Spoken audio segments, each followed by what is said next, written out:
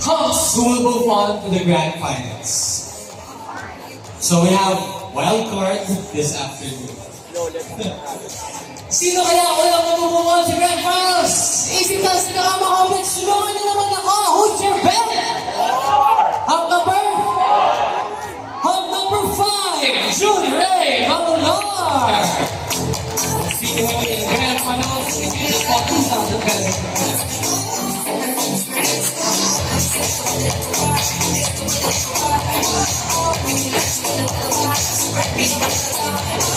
Maraming salamat sa hero.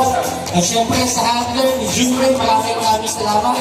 Magkita-kita tayo sa grand finals. Sasama kay Junrey ay si Hub number 1 at ang yellow Jack.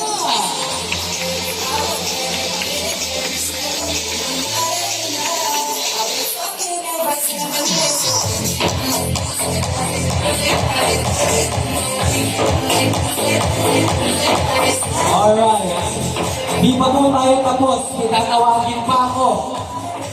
Kasama ni Jude and Daniel ay si number 4, Jordan Martinez. Bilang business owner, pero further, I'll see you again on December.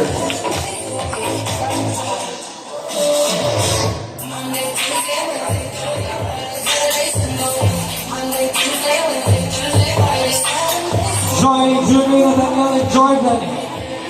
Isa na lang po ang mamumuha sa grand finals at siya ay si number 3, Wesley Estrella.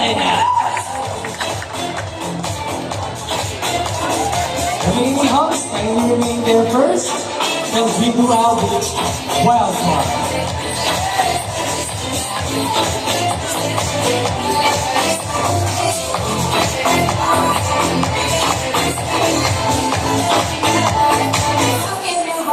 Congratulations once again to Junior and Daniel Jordan. Wesley will see you on the grand finals and your handlers. Maraming salamat. As I mentioned, we wild card po tayo. We're in our house, so we get a chance to prove themselves again. Kung karapat-dapat pa sila mag-move on to the grand finals. That will be held separately. At ang pupunta sa grand finals na si Hub number 7, Prince Edward.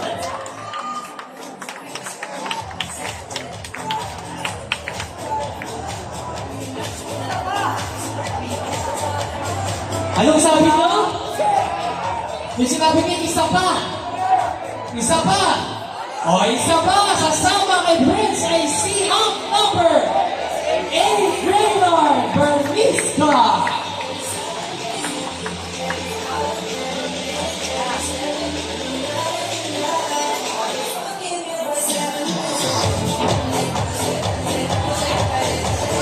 Teka, may narinig ako, sabi niya, isa pa. Kasama sa ating wild card ay si number 6, Alden Pasto.